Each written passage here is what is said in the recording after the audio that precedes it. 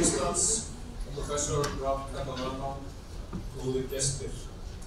En ég bæði heiður og ánægja að setja þessar ráðstefnu Háskóla Íslands, Hrunið til munið, sem haldin í tilefni þess að nú eru 10 ár liðin frá því að bankakerfi íslenska fundi 7. október 2008 flutti Jón Atli Benediktsson forsetaráðherra fræga ræðu sem lauk með orðunum Guð blessi Ísland. Í kjölfarið fylgdi mikil upplausn á mörgum sviðum íslensks samfélags, hvort sem litið til vettvangs stjórnmála, efnahagsmála eða utanríkis samskipta. En áhrifin voru líka sálræn og félagsleg og að því leyti einna helst sambærileg við viðbrögðin við hernám Íslands árið 1940. Í kjölfar hrunsins heyrðust raddir þess efnis að háskólafólk, ekki síður en stjórnmálamenn, viðskiptalífið og eftirlitsstofnanir, hefði sofið á verðinum á útrásar árunum. Skort hefði almenna gagnrýni á þær aðstæður sem ríktu hér á landi þegar alþjóðlega bankakerfið riðaði til falls og hafði víðtækar en vissulega margvíslegar afleiðingar innan einstakra ríkja.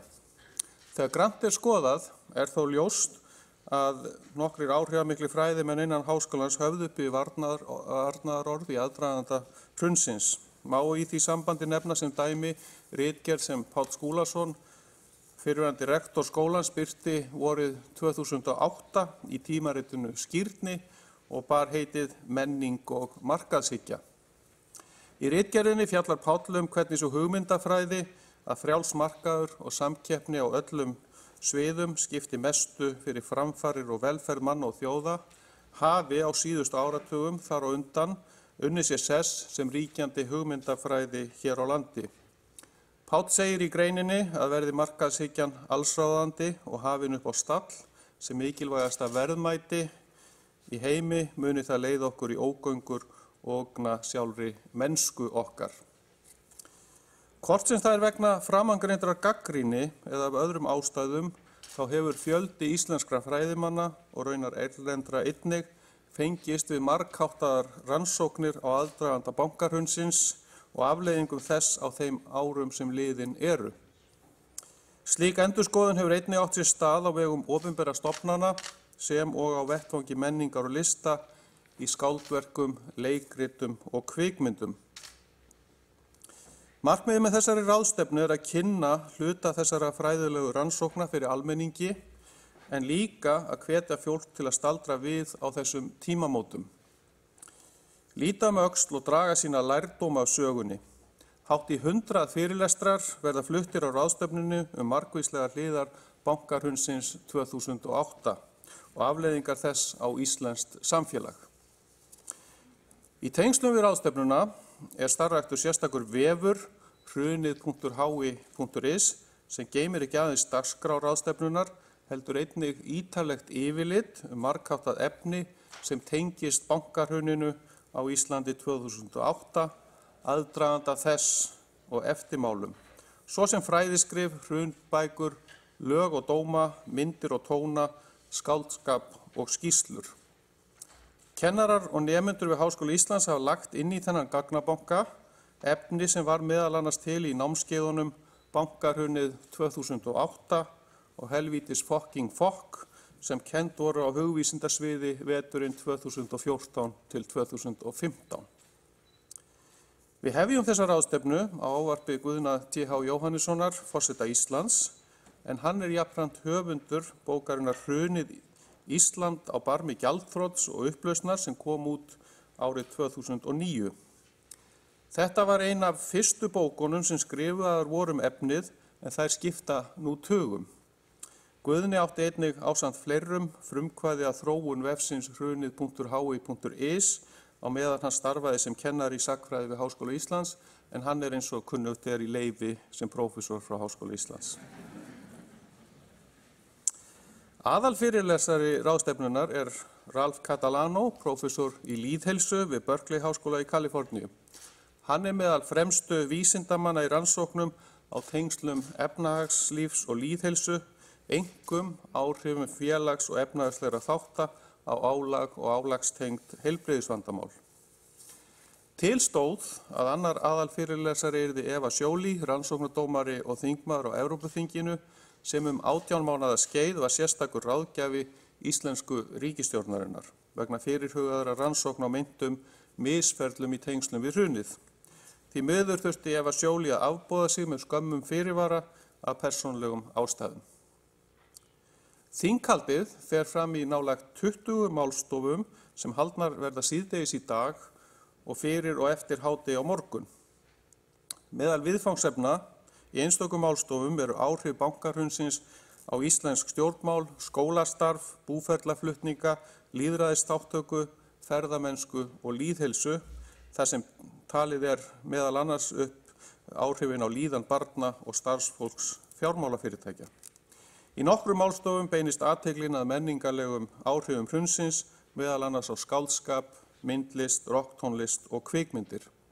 Afmarkaðar málstofur fjalla deilurnar Icesave, mótmælin hrunið, mótmælin sem hrunið vakti, atvinnuleysið sem því fylgdi og viðbrögð stofnana og banka við atburðunum haustið 2008. Við eigum svo sannarlega fjölbreytta dagskrá í vændum og ég vil nota tækifærið og þakka undirbúningsnefnd ráðstefnunnar fyrir mikið og gott starf.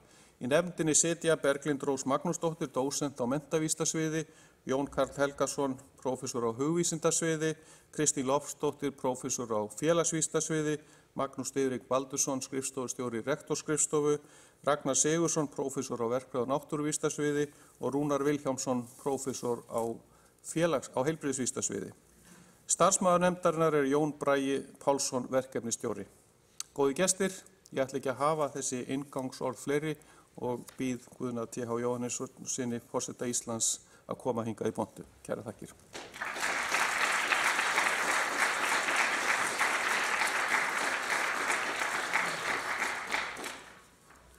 Háskólarektor, aðrir góðir gestir. Hvað gerðist? Hvers vegna? Hver ber ábyrgð? Hvað olli hruninu?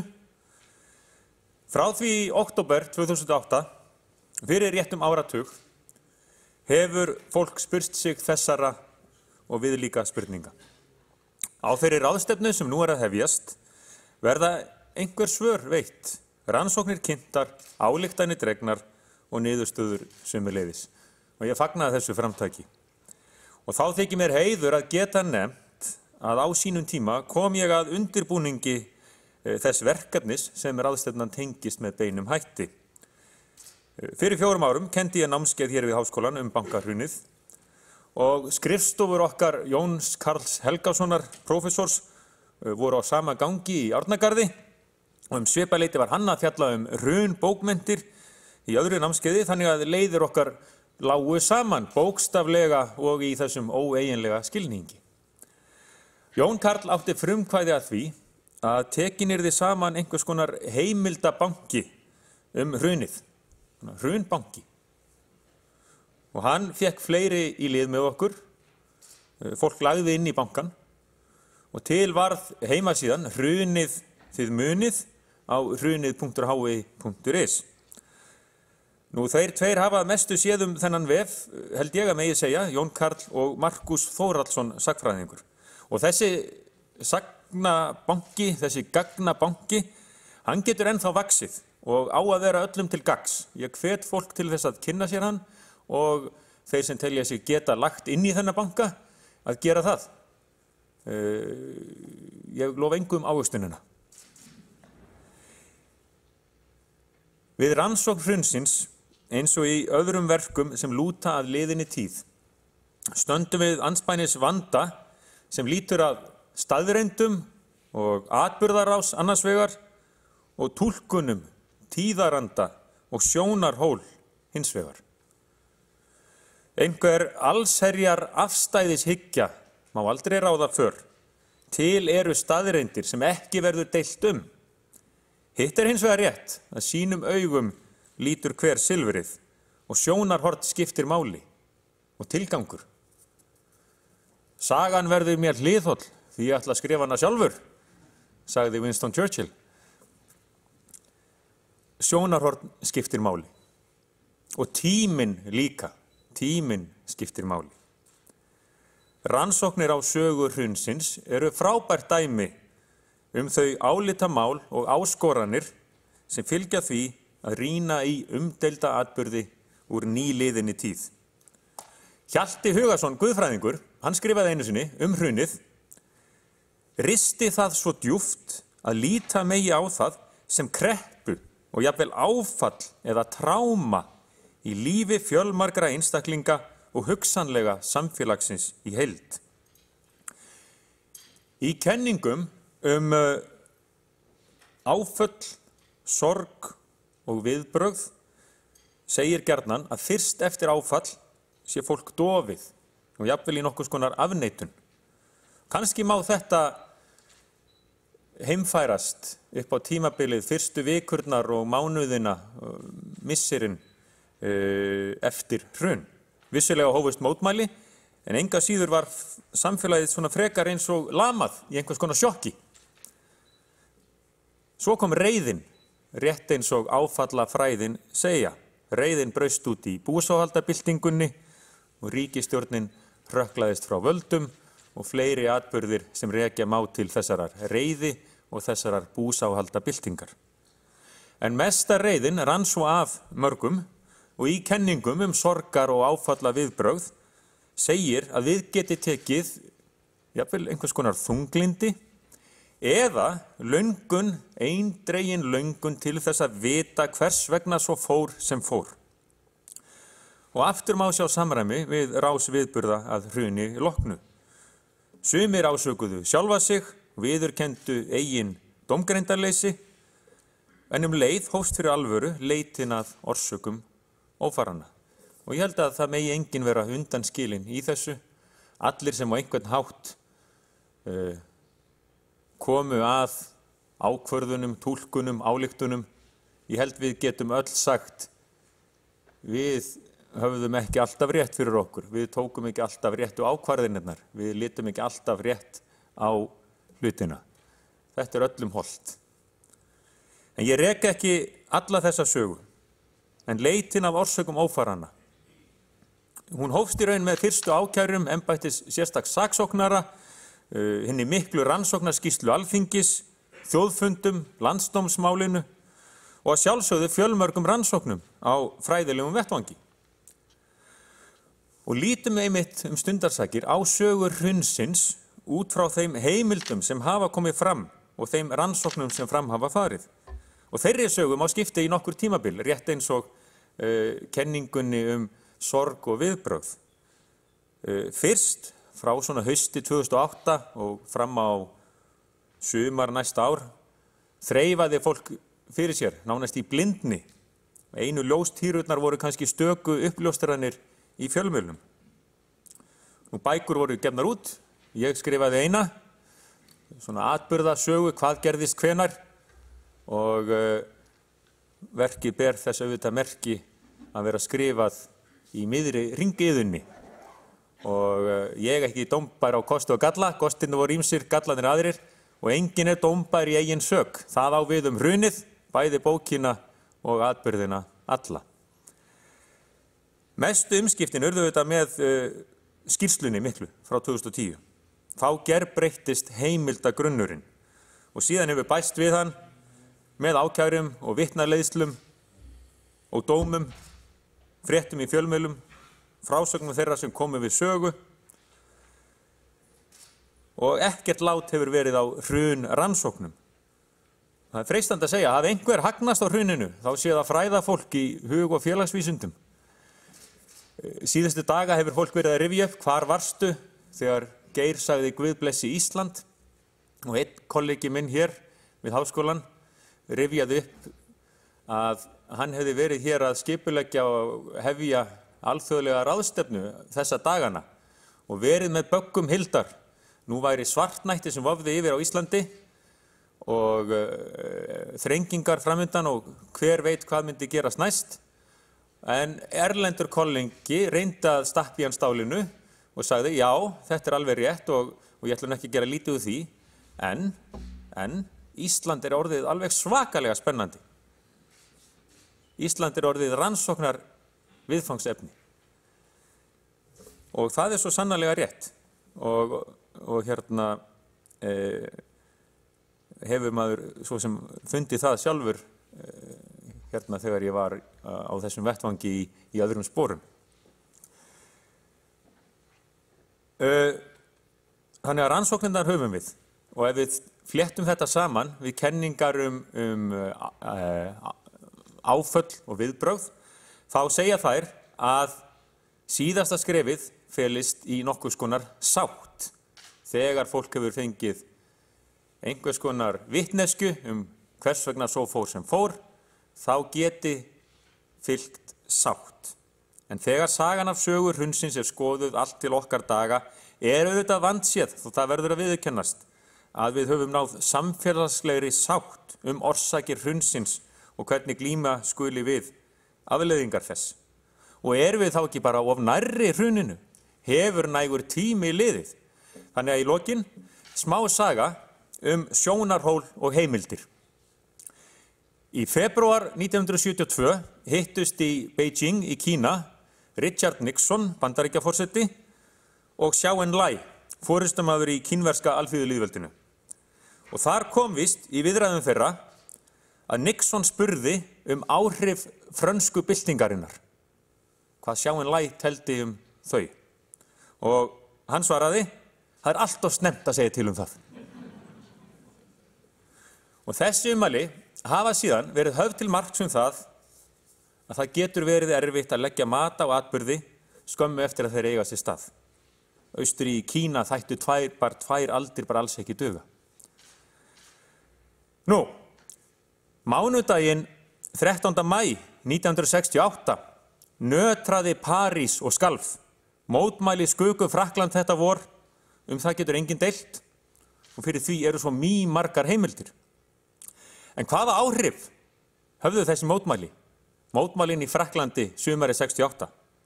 Hverju hefði Zhou Enlai til dæmis svarað það? Engum sögum fór að því fyrr en sumarið 2011. Bandarískur túlkur á fundi þeirra Zhou Enlais og Nixons upplýsti þá að þegar Zhou Enlai sagði, það allt of snemmt að segja til það, hafði hann gengið út frá því að Nixon væri að spurja óeirðirnar í Frakklandi 1968. Og þar hvarf á svipstundu hinn mikla austræna speki. Nýjar heimildir geta nefnilega gerbreytt sýn okkar á gangsögunar. Og að þessu leitinu til hrunið að sjálfsögðu of nærri tíma og ég læt ykkur að hugsa með mér það hvort það sé líka það nærri okkur í tíma að það sé ómögulegt að ná þessari samfélagslegu sátt sem á að nást eftir áföll í lífi einstaklinga eða samfélaga. Og alveg bláloginn þetta, nú fer ég að ljúka máli mínu. Það hefur aðeins borið á því að það þyki leiðinlegt að rifja upp hrunið eða þetta svokallaða hrun. Og þeir sem það gera eru jafnvel kallaðir hrunmangarar og séu með einhvers konar þráhyggju gagnvart þessum viðburðum. Við skulum ekki rifja það upp sem gerðist fyrir áratug í einhverri ilsku eða þráhyggju eða misskilinni sjálfspíningu. Heldur til þess einfaldlega að draga lærdóma, reyna að gera betur. Og við skulum ekki draga úr því sem gerðist. Hrun bankanna var nógu stórkostlegt, en þar fyrir utan hrundi svo margt annað. Traust í garð fjármálastofnana, traust í garð stjórnvalda, þúsundir mistu ævisparnað, atvinnu eða heimili. Hrun var það og hrun skal það heita. Horfumst í augu við það, en horfum líka bjartsýn fram á veg leið og við lærum af bituri reynslu. Og með þeim orðum set ég þetta málþing. Ég hlakka mikið til að geta fylgst með eins miklu og mögulegt í þessu embætti. Hafi maður haldið maður verið upptökin sem fræðimaður í Háskólanum, þá þetta svo sem líka annarsamur vettvangur. En njótum ráðstefnunnar og reynum að læra, reynum að gera betur. Þakka ykkur kærlega fyrir.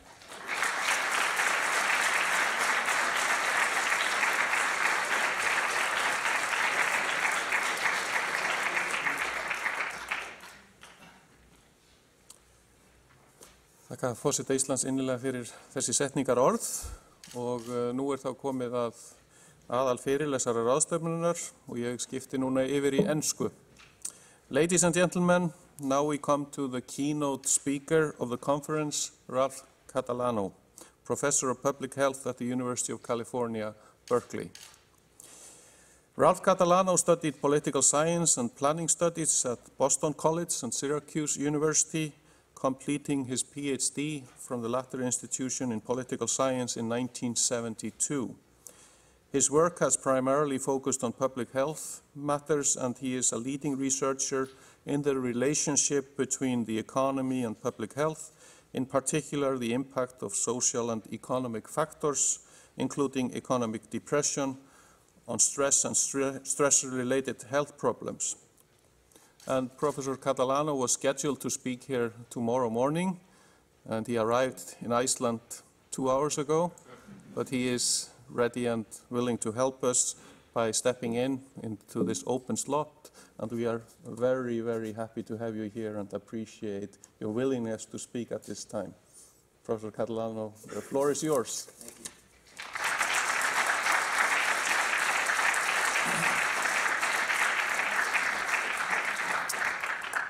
Let me start by, thank you, having the technical person start my slides.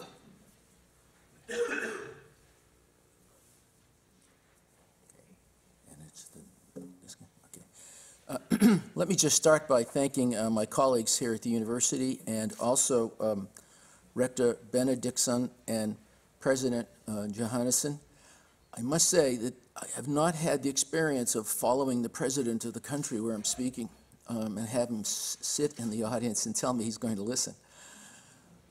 First, I would also like to say how lucky you are in Iceland.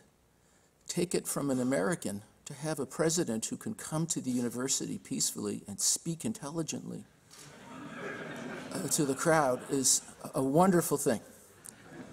I'm very happy today to tell you a little bit about the research that I've spent so long doing and listening to over my career. To come to Iceland to speak about that is a special privilege. I have a feeling that at this university and in this country, there are people who could speak to it probably better than I, given your attention to it and your experiences. So perhaps having an outsider might bring a different perspective, but I feel like I'm bringing coals to Newcastle to come to talk to you about the Great Recession. So let me get started. My main points today are going to be that there's much research, and you probably all know it intuitively, if not empirically, that job losses and financial loss are modest risk factors for physiological and psychological illness. We've known this for a long time. And it's intuitive that, given that both of these presumably become more common in a recession, because after all, that's what defines a recession, that you'd think, therefore, that the sequelae, that is, the effects of these job losses and these income losses, would therefore be manifest in the country, that you would expect to see more of that in a population subjected to a recession, particularly one like the Great Recession. It's important to note, however, that recessions are not like hurricanes. They don't come from nature. They actually come from human choices and institutional decision-making. And oftentimes, those choices that put us at risk of recessions are made because the presumption is that some people will actually benefit from that. If it's not the current population, it might be the future population, but there's always an assumption that whatever the policies are that tip us into recession, while no one wished it to happen, people knew the risk of having policies that could move us in that direction, and that's done because it, in theory, will help someone, if not immediately, then in the future. It's the case, then, that we know that some people actually get healthier during recessions, and I'll return to that point in a moment. So therefore, those of us who approach this as empiricists, that is, as epidemiologists, as statisticians, are aware of the fact that there are countervailing mechanisms during recessions. There are some mechanisms that, in fact, will make people sicker than they would otherwise be, and there are other mechanisms that could, in fact, make people healthier than they would otherwise have been without the recession. And so the charge to us as scholars historically has been to try to estimate the net effect. What's the sum of these two mechanisms? So I'm going to tell you about the net effect problem, and then I'm going to turn, hopefully, relatively quickly to what we call the distributional effect rather than the net effect. Because there's no doubt that during recession, some part of the population is in fact adversely affected. And it's understanding that I think is most important from a public health point of view or from a public policy point of view, because it's those who are hurt that in theory we should try to minimize the effect on. And then I want to close by moving outside my field, outside of epidemiology, to tell you what I believe is actually perhaps more important than the health effects of the Great Recession, which was the effect of the Great Recession on how people think about their well-being and how it may in fact affect their willingness to participate in society in general. So let me get started with that, which is most technical, and work away from that. Okay, as I've said, we know that there is a relationship between job loss and income loss and illness. They're correlated. In almost any study that's been done since 1890, you'll find that, for example, among unemployed people, the fraction of those who are ill is greater than among the persons who are not unemployed, comparing them otherwise as best you can. It's also the case that among people who are ill, you'll find more unemployment for the obvious reasons. And so the correlation between unemployment and income loss and health is not at issue. The issue has always been, what's the direction of causation?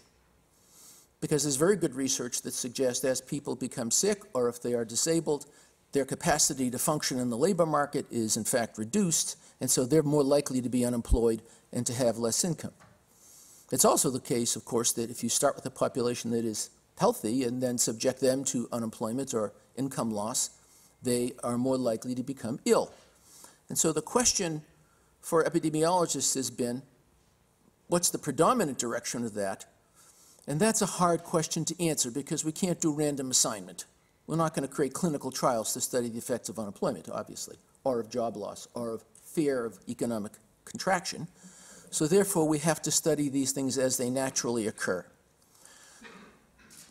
30 years or so ago, a group of epidemiologists cleverly reasoned that if layoffs to illness were the primary direction, that is, if layoff and job and income loss caused illness, and if that were the primary phenomenon, if you looked at a population that was suffering in a recession, that is moving into a recession, then that population should become sicker, because the antecedent, that is job loss, should increase in the population the number that is ill. If the obverse were true, which is that it's in fact illness which is causing the layoffs, then you wouldn't find that correlation because you wouldn't be making people sicker, right, if that were the direction. So there was a lot of attention among epidemiologists to recessions, dating back to the Great Depression has been studied, for example. So what did we learn from all that? Well, as I alluded to earlier, it was noted almost immediately by economists that that approach that epidemiologists were taking ignored the simple fact that recessions can actually improve the health of some sectors of the population. I'm not going to go into all the details as to why people believe that's true, but I want to mention three of the classic mechanisms that economists believe actually can make some sectors of the population healthier. There's the simple income effect. The argument goes that when you have income, you just don't buy things that are good for you, you'll also buy things that are bad for you. You'll buy more alcohol, you may buy drugs, you may buy more gasoline and drive more, you may create more pollution. And so there's a simple income effect that if people lose income, they'll stop consuming those things which they probably knew they shouldn't be consuming anyway. So there's this income effect of people will stop buying some of the things or doing some of the things that would otherwise have made them ill.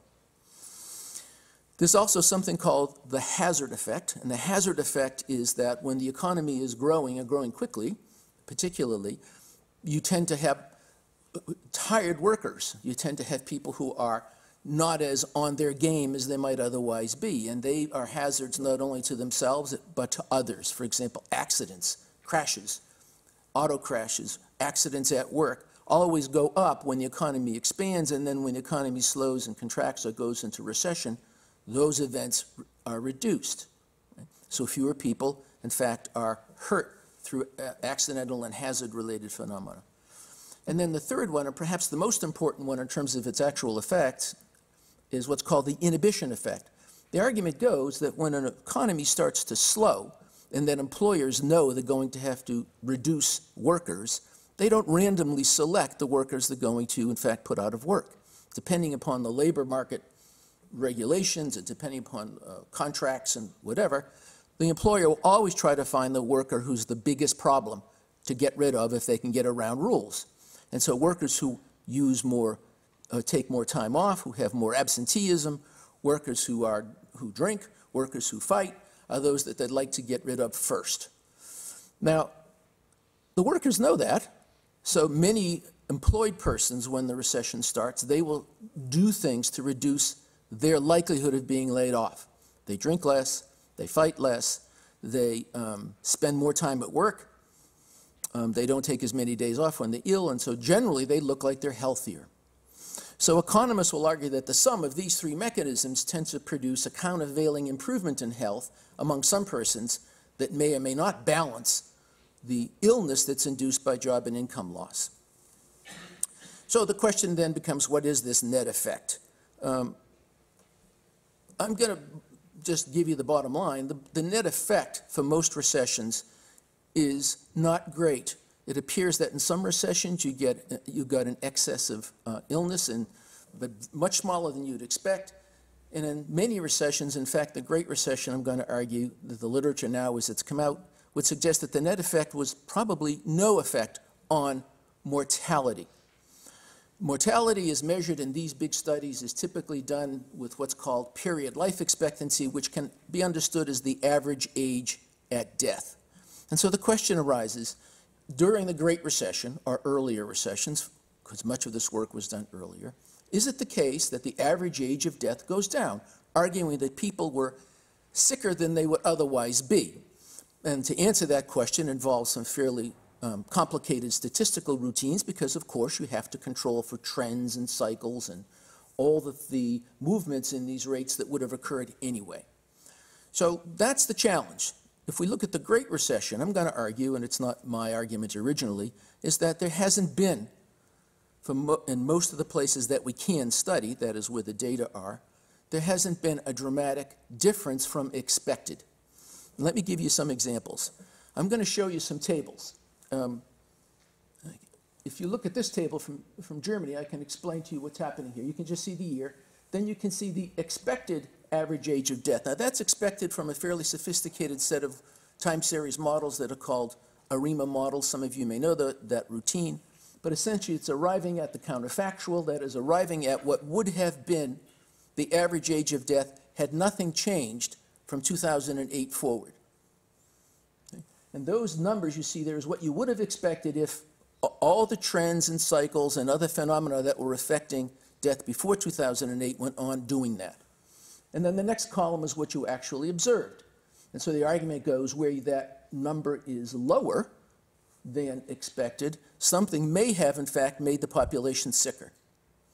Now, anyone who's done this kind of work knows that, of course, there's a confidence interval around the expected value. That is, you can get movements around it that may be due to chance, and you try to estimate which of these movements are significant, at least in a statistical sense, and that what that far right column is, that's the fraction of the difference that's significant. So if it's 0, it means that, in fact, the observed was within the confidence interval of the expected.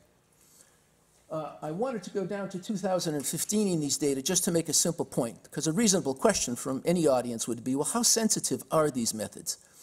For those of you who don't know, those of us in epidemiology these days, right now, are worried about what was called the 2015 miasma.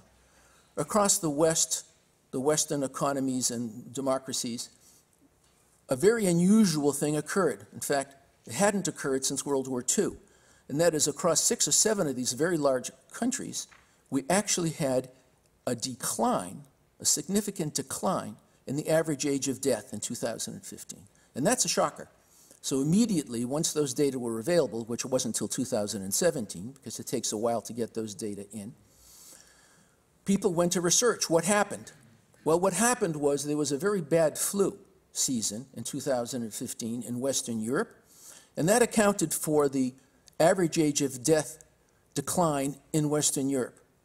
In North America, where we also had a decline, it wasn't the flu. We had a mild flu season, and the deaths weren't among those people who would ordinarily die in the flu. It actually was mostly males from 18 to 28, and now it appears from death certificate research that it was probably the opioid crisis that we're having.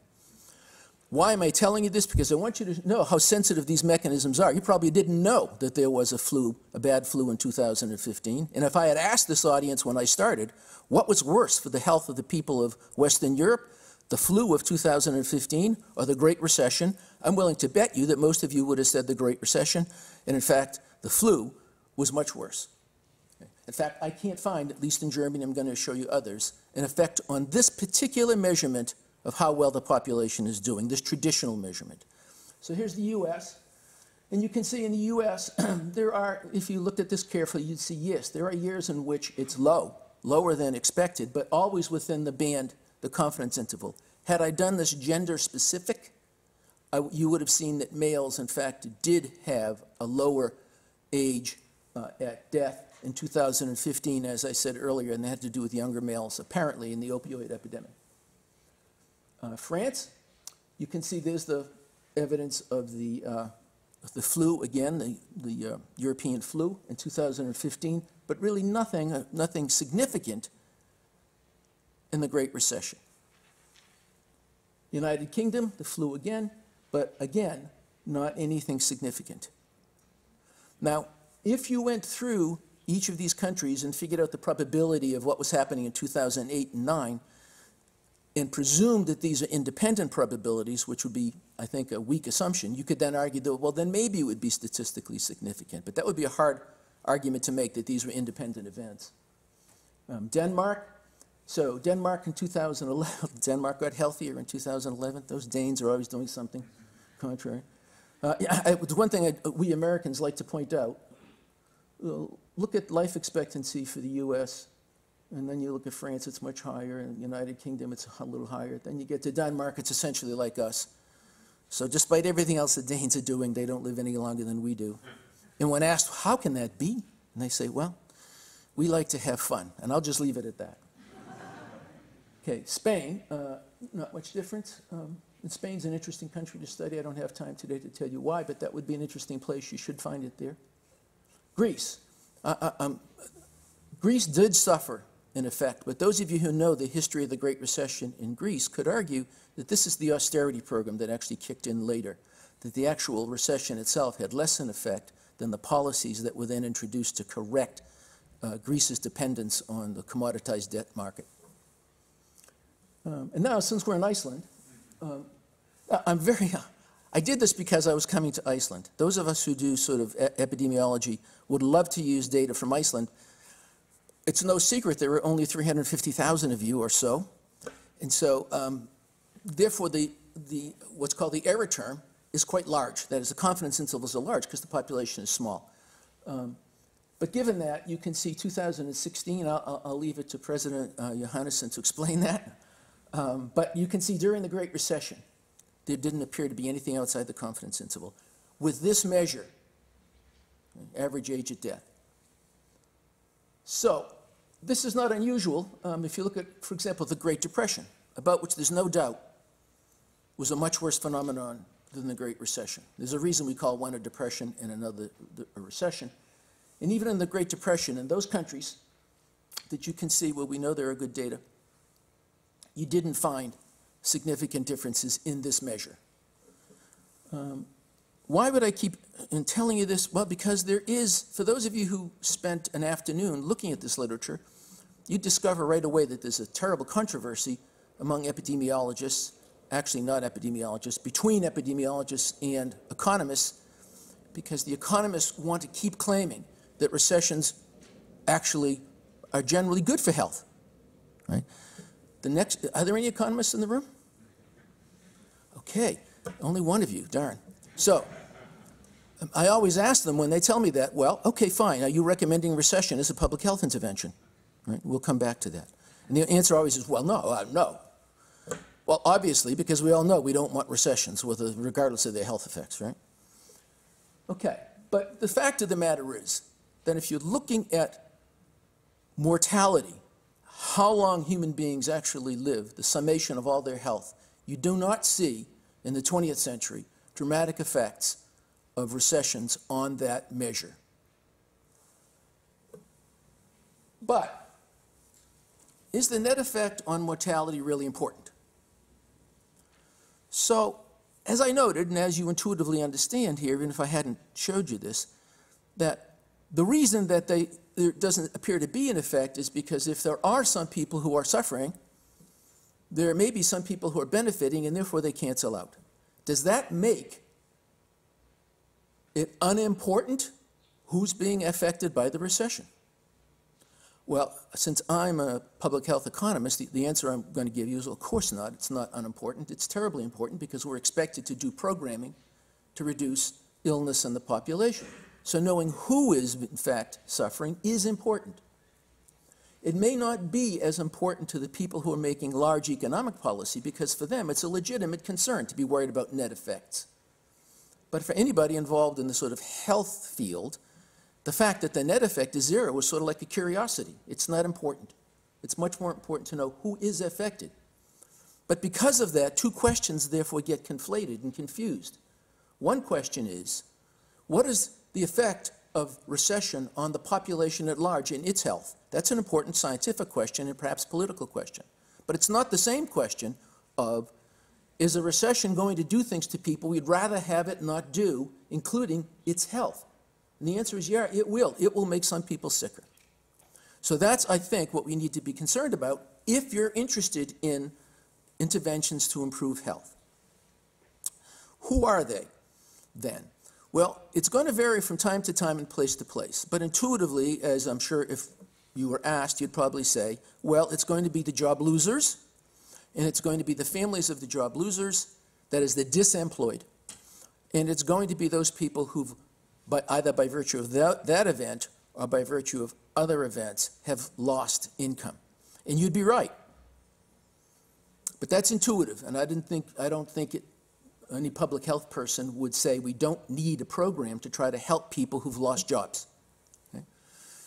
But they're not the only ones. Okay?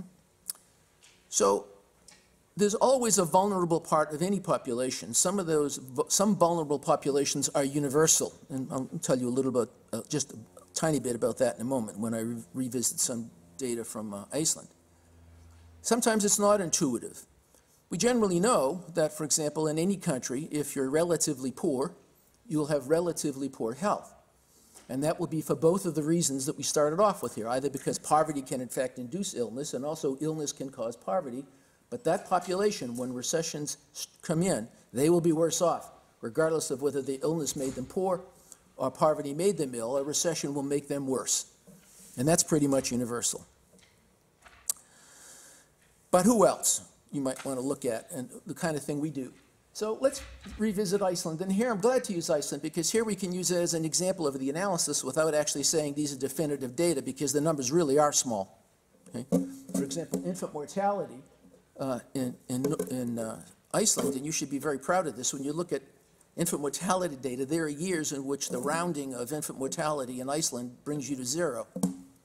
That can't be said about any other society that I know of, right? So you do a remarkably good job with infants. So looking at this data, I've singled out 4 groups to look at. Now these rates, these are death rates, and these are not subjected to analysis yet. These are just the rates as you'd see them if you went and looked them up. Okay? Now, I could argue, in fact, I should say that if we subjected this to all the kind of time series analysis we did earlier, that what looked like dramatic differences here might not be so dramatic, but I would argue they're probably still real. So, for example, let's look at these 4 groups, because male infants are a vulnerable group at all times and all places. Let me just cite you a statistic. There are roughly 25 or 30 countries whose vital statistics systems are good enough that those data are certified as being usable by epidemiologists around the world as the gold standard for measuring vital statistics. Some countries, like Sweden, have those data back to 1760. Some countries, like the United States, only have them since 1935, and other countries fall in between. So for every year, for every country that has vital statistics good enough to go into that database, the human being most likely to die before you get to 70-year-old males is a male infant. They are the frailest of humans, at least humans well before the end of reproductive life. And there are reasons and arguments for that that aren't important for us today, except that that's a sentinel population. If you want to look at a population that will kind of measure what's going on in society that's affecting, is it affecting health? I would suggest that one population you want to go look at is infant mortality among males, because they are particularly frail. Let me repeat it. Every country, every year, from the richest to the poorest, from 1776 to 2016. Okay? So in Iceland, as you can see, in 2008, a country that actually had 0 infant mortality in some years, by generalization, you did have, for yourselves, relatively high infant mortality. So it's plausible that, in fact, there were, in fact, you're the experts. Why I'm telling you this is, I think, excuse me for doing this, but something could have been going on that year here in Norway such that it showed up in that population. It's plausible. Males, 25 to 29, is sort of the opposite. They are thought to be the group that when the economists say there are some people made healthier by recessions and you ask them who that might be, there are 2 groups you get back an answer. One are males, 25 to 29. Typically, that's the age group of males who, if you're going to be embedded in the labor market and doing okay, that's the beginning of a successful life on the labor market. And these are the people who are in better shape when layoffs start than younger males and older males. Okay?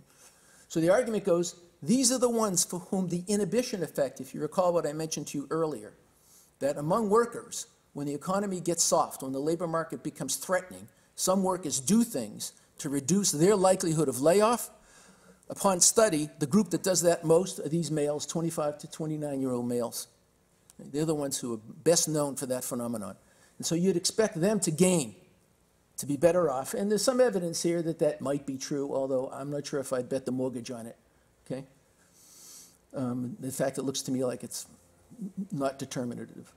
Males 55 to 59, there's a lot of lore about these males being particularly sensitive to the recessions around the world because the argument is they're at the end of their labor market experiences. When the labor market goes bad, they know they're not going to get back in afterward, and if they do, they're going to suffer because they won't get a job as good as they lost.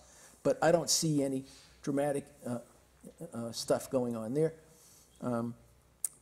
And then persons 80 to 85, this is an interesting group because there's the gerontologists among you, the people who do gerontological medicine will say they're very vulnerable to all sorts of changes in the environment, and yet economists insist that this is a group that benefits from recessions. Why? Because, and there's some truth to this, that this group of persons, the more surveillance of them, the more other people are watching them, the least likely they are to have an event that will in fact end their lives. So if they come off their medications or if they fall and bump a head and have a subdermal hematoma, they might not know that, but other people will notice it. So the argument goes, if everybody's working very hard and no one's watching grandpa or no one's watching dad or whatever, then without surveillance, if everybody's distracted by a growing economy, these people are more likely to die in these critical events. And the argument goes, when recessions come in, you spend more time at home. You look for the social support and the wisdom of older people. Therefore, they become under more surveillance, and they do better. I don't believe that, but that's a common argument, and you can see in Iceland there's not much evidence of that happening. So there are differences, and it'll differ from place to place and time to time. Some people will benefit, and some will be hurt. Other interesting things, though, to be aware of. Especially if you're worried about how a society understands its own health. Recessions have this characteristic where they tend to shift how people who are vulnerable will die. So For example, in California, where a lot of this work was done, older men, death rates among older men did not actually change during the Great Recession. But how they died did change. So there was more death by stroke and fewer deaths by myocardial infarction. So there are biological reasons to suspect that, but if you understood this well enough and had it modeled well enough, of course it could help in the interventions. That is, those people who provide health care during recessions would know how to reassess or reallocate assets. Suicide. So suicide is one of the few outcomes in health that there's general agreement among economists and epidemiologists that suicide is more common during recessions. I say general agreement because in the Great Recession, the pattern that was expected from earlier recessions did not hold. Suicide was not as common as was thought it would be. It did exceed expected levels, so yeah, it did do the usual thing, it increased, but appeared to be less dramatic than it had historically been.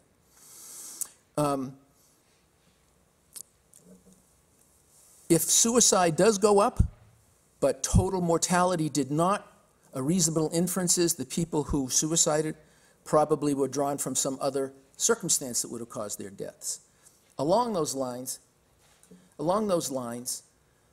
in Sweden, there's evidence that the recession actually harvested suicides. For those of you who are sociologists who know Durkheim and that whole tradition, which is over a century old, there's a classic argument that the number of persons who are suicidal in a reasonable amount of time remains constant, and what will happen is if environmental events trigger it, you will be borrowing against the future. You'll be harvesting them, and so suicides will go up, but then they'll go down, and if you did the accounting over a longer period, it will look like nothing changed.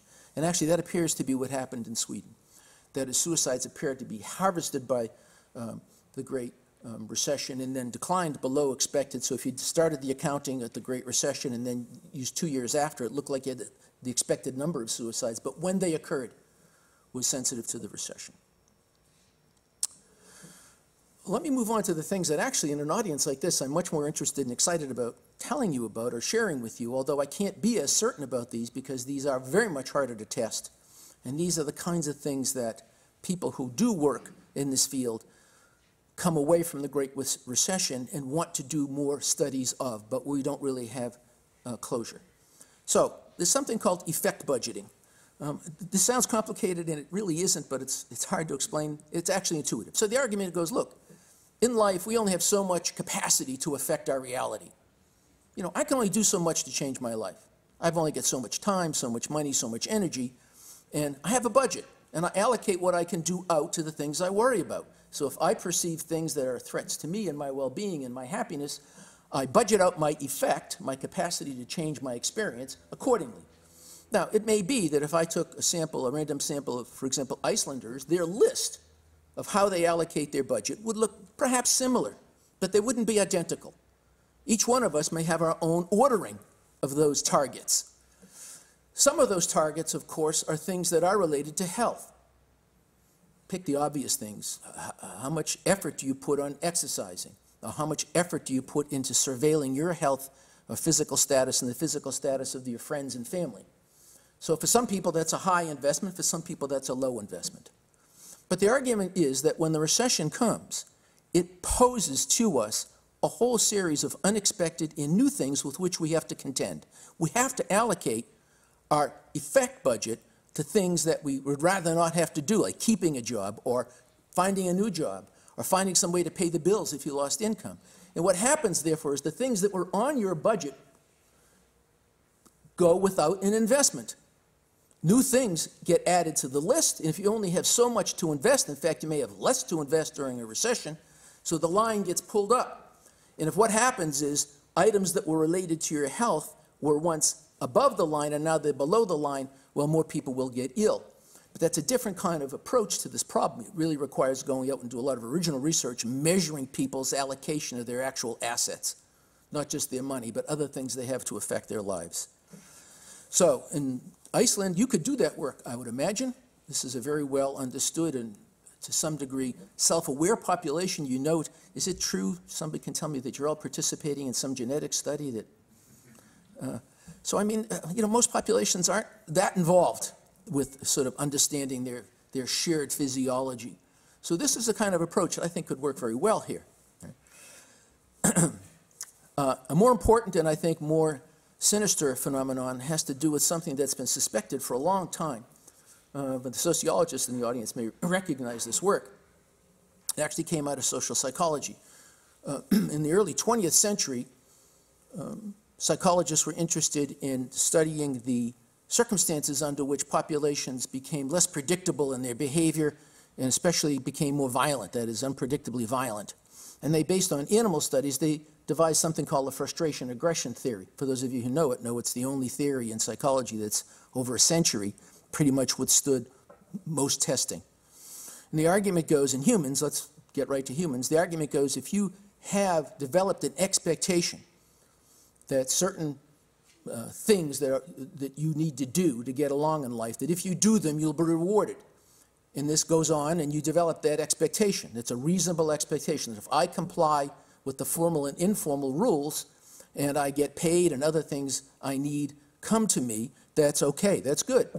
However, if you are then denied those things, that is, you don't get them, even though you're doing what you always did, frustration sets in, and the argument goes that one way that many humans cope with frustration is to aggress. Now, that aggression may be trivial or not important, but some of it is important. In fact, the famous studies, those of you who know this work, the famous studies that jump out are the studies of lynching in the south of the United States. That is, lynching in the late 19th and early 20th century, that is the hanging of African-American males who had already had a contact with the criminal justice system, where hordes of people would come in and just hang folks in horrible events, that they occurred when the price of cotton, so there was a correlation between the price of cotton and lynching. And the argument was it's because the experience of the southern farmers, the price they got for their cotton was not set by them or the markets in the South, but set by the international traders of cotton who were all in New York and Boston. And the argument was they didn't care about what was happening in the South, and therefore the people in this is the post hoc argument, that they lost something that they had a reasonable and just expectation of getting given their participation, and as a result became frustrated and aggressed. Why am I telling you that? Well, in the modern world, we've done pretty well, not always excellently, but pretty well at repressing violence. But that doesn't mean we've taken frustration and aggression out of the population. And I would argue that there's nothing like a recession to induce frustration and aggression. Because what it does is it takes away from people whose regular and ordinary behavior was that they did what they were supposed to do, they went to work, they did their job, they received enough money to pay for the housing and everything else they had that they had adjusted to their income given their capacity, and then along comes an event which virtually randomly takes that away from them. Right? That causes frustration, and I would argue it entitles people to aggress in whatever way is societally acceptable or quasi-acceptable. I don't think it's by chance, although I can't tell you this as a scientist, but I don't think it's by chance that after the Great Recession, we got Brexit, we got Trump, we got what's going on in Western Europe with migration, we got what just happened in Sweden in that election. Right? I believe that what we're seeing is frustration, aggression. And I believe that that's among the sequelae of the Great Recession. Right? So that's an hypothesis. I can't tell you that with the same certainty of the health information I was just telling you, but it comes out of a lot of the same research. Okay. The kinds of work that comes out of this, and I think is important, let me just mention one because it's for us in the US, a bit frightening. So in the United States, as elsewhere, in fact, I'm sure you do it in Iceland, there are laws that allow the state to treat people against their will if they've exhibited violent behavior to others or toward themselves, or if they're gravely disabled. So that law in the United States is called civil commitment. It'll vary from country to country, but the argument is you have the right as a society to treat people against their will if they are violent towards themselves or other or gravely disabled. Somebody's lying in the street, you can't ask them, do you want to go to the hospital or not? You take them. Okay? So in the US and in most states, in order to exercise that power, the medical system actually has to apply a standardized, non-arbitrary measure of how well an individual is functioning. Because you can't just say, oh, this person is not functioning well enough to take care of themselves or to survive in the streets, so we're going to treat them. You have to actually subject them to an assessment that's been adjudicated as legitimate. And so in most states, there's an assessment tool that's used. And this assessment tool ranks individuals on how well they're functioning. And the argument goes, if you fall below a certain criterion, depending upon the jurisdiction you're in, you can then be treated against your will. You can be held, for example, for 72 hours. So you can go and get those data. You can actually find out how well on these regularly applied, fairly standardized scales, people who were committed, that is, treated against their will, how well were they functioning? And it turns out that in the recession, in the Great Recession, the functioning level of African American males in the United States who were civilly committed went up. So the tolerance for their deviance went down. Do you follow me? That's the only way you can explain that. By the way, the other time that that happened was right after 9/11. So why am I telling you this? Because recessions have effects that you might not think about, but when you hear them, are not counterintuitive. And they need to be understood because the plausibility of these events makes them a threat, I would think, to good public order and to public health in the largest sense. So that is, how well are we functioning as a society? Okay, let me, just some closing thoughts.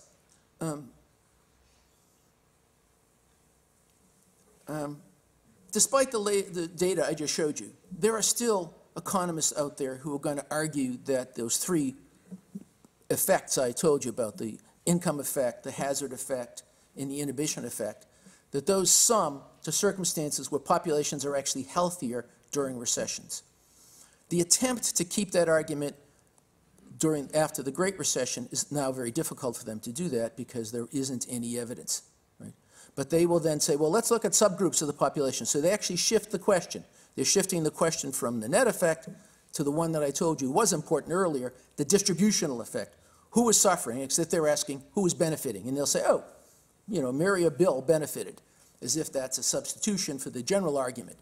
I think that there's no evidence to support the position that populations get healthier in recessions as an aggregate phenomenon.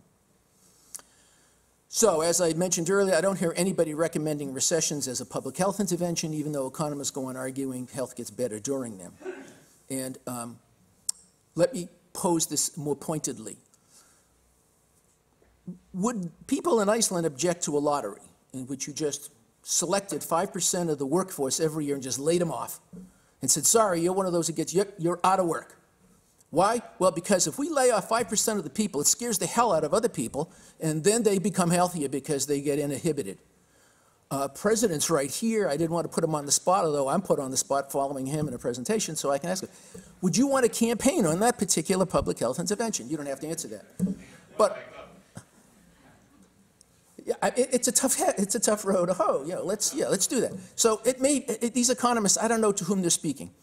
They're not certainly speaking to the epidemiologists anymore. They're not speaking to people who make public policy, because I don't think they would offer this policy, but it's the logical extension of what they're arguing. But now I come to I think the only thing I can tell you today that I personally believe is either original, you may have not heard it before, at least not from a public health person, but if you haven't, it's probably time for all of us to think about it. And it goes like this. Should epidemiology really drive public policy? Or to put it another way, is health the measure of a good society? That's an important question, because being a scientist answering questions about the effect of the Great Recession, I'm oftentimes struck by the intensity of that conversation. People who want to argue that economic policy is inhumane will always want to go to the health effect of economic policy to demonstrate its inhumanity. The trouble with that, it seems to me, is it implies that the measure of a good society is its health. Now, I just want to bring one example about that, then I want to close. I want you to know that if you were to ask public health people which policies should we have to make the population healthy? The country that comes closest to all those policies is Denmark. Right? As I showed you earlier, life expectancy in Denmark is essentially the same as in the United States. So it doesn't strike me that those humane, decent policies are sufficient for good health. Does that make those policies ineffective? Before you answer that, does anyone know the country that empirically demonstrated the greatest improvements in human health that we know of, that we can actually measure? I mean, there's all sorts of lore about, 1780 or whatever, but places for which we actually have data. The country that showed the greatest improvements in average age of death was Spain under Franco. Now I ask you, would you rather live in Copenhagen or Madrid under Franco? Why am I making this simple point? Because I'm afraid that we're substituting epidemiology for decency. I don't believe that we should make health the standard, and this is coming from an epidemiologist, a public health person, but it frightens me when people say the standard of good government is good health. Obviously, they're related. But I can assure you there are ways to make a population healthy, ways that you probably would not subscribe to. It would require your president to be, I would guess, much more heavy-handed than he is. I've never had the president in the audience before, excuse me. I can't resist this. So be careful when we talk about recessions and health and epidemiology, because you start to make epidemiology a substitute for an actual conversation among people. What do we want from our governance, from our shared collective decision-making when times are bad? And I'm not sure that the answer always is, I want better health. Thank you. I appreciate you listening.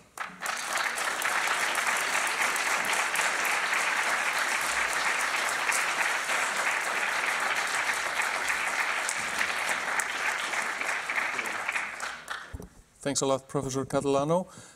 We have time for some questions.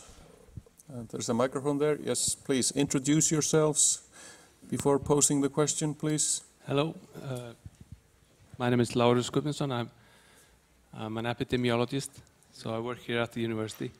So thank you very much for this presentation. So I think life expectancy is a rather crude measure of a health of a nation. I mean, you can keep somebody alive, just like we saw on the news, this person that was locked up for 40 years. I'm sure that nobody wants to live like that, but so maybe we have to look at quality of life or quality adjusted life years and so forth. So, but these are harder measures and harder to compare between countries and between decades and so forth. Thank you. Well, I don't think that was a question, it was a comment with which I agree. The problem always is, though, that people can ask epidemiologists, do recessions affect health? And I can answer that by saying, I can't answer the question because I don't have disability-adjusted life years for many countries, so I can't tell you anything. I think that's not honest. I can tell people, for example, about the average age of death, because that we do keep. What I didn't say is that we don't know what happened in the countries for which we don't have those data, and they could have been terribly adversely affected, but we don't know.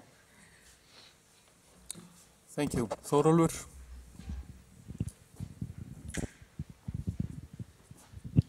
Thank you very much for your talk. My name is Mattiasson. I'm a professor of economics at this university.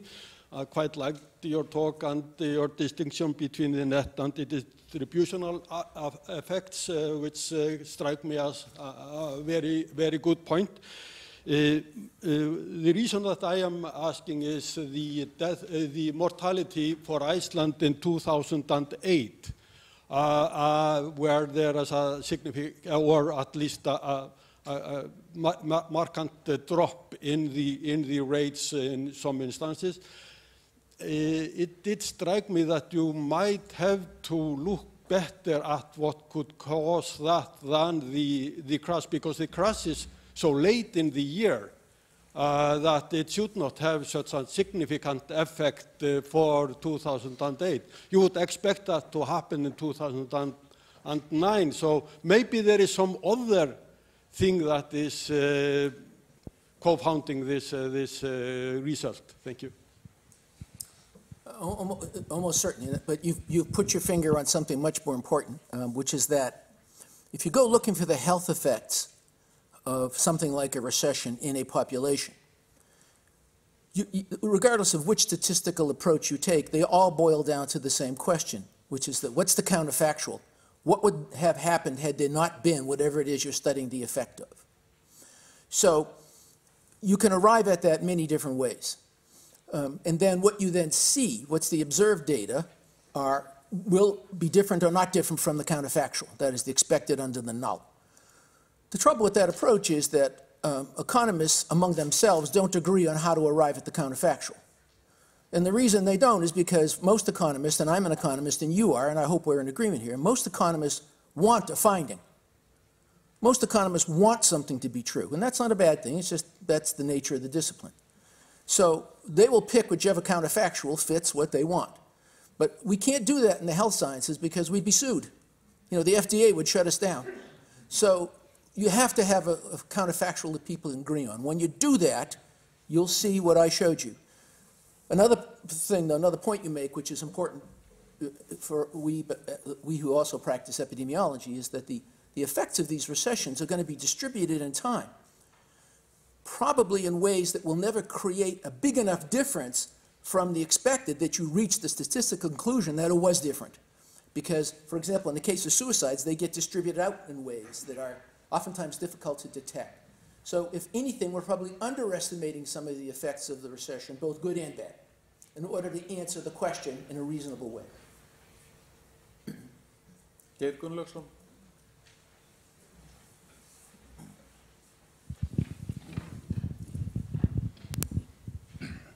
My name is Geir Gunnlaugsson. I'm professor of global health here at the university. I would like to ask you if universal health coverage, which is one of the key components of sustainable developmental goals, is a sound and good economic policy. Well, that's not my field, I'm happy to say. But I can tell you what most public health economists would say. We've overestimated the contribution of health care to the population of the health of a population. There are hundreds of papers to show this. The one that those of us from the United States know is the introduction of health care, free health care, or almost free health care for older Americans, had no effect on the life expectancy of older Americans. Obamacare, which I personally think was a wonderful thing because it's social justice, but it didn't really produce big differences or any measurable differences in health. So, in fact, it coincided with the onset of the opioid epidemic, because many people who previously would not have been advertised to take drug opioids now were covered. And so these medical mills that go out and prescribe these drugs had a whole new population of people. If they wrote that prescription for it, they would get paid. Do you follow me? So I think you have to be careful presuming that health care, free or otherwise, is going to have a dramatic effect on the health of populations. Once you reach a certain level of obviously you have to reach a certain level. So if your question is what's more important to development, should be investing in health care, investing in, I don't know, jobs, that's an age-old question among economists, and that pendulum swings back and forth for reasons that you know better than I. Right now the pendulum is swinging toward it's better to invest in health care than it is somehow to invest in some kinds of jobs. And we'll see how long that particular thing lasts, that view. Okay. Over there. Hi, thank you for the talk today. My name's Kelsey and I'm a graduate student from Canada. And I have a question a bit, because you mentioned something at the end that these humane policies are insufficient. And then you mentioned that these humane policies are insufficient. We need to continue the conversation. And one of the more important things that I would like to touch on is the mediating discourse between, the older generations and the younger generations. Right. We need to create more discussion so that, young people can be heard, and it can be anxiety provoking to even enter these conversations. Like me right now, I'm shaking just asking the question, but what type of insights can you give to someone that wants to integrate these types of changes into education in order to create a more public health perspective at that level?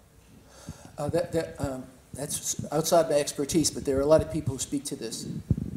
I'll only say this, that the economist in me makes me worry that too much of what we do in healthcare and public health is aimed at the currently ill. And that's just in our nature.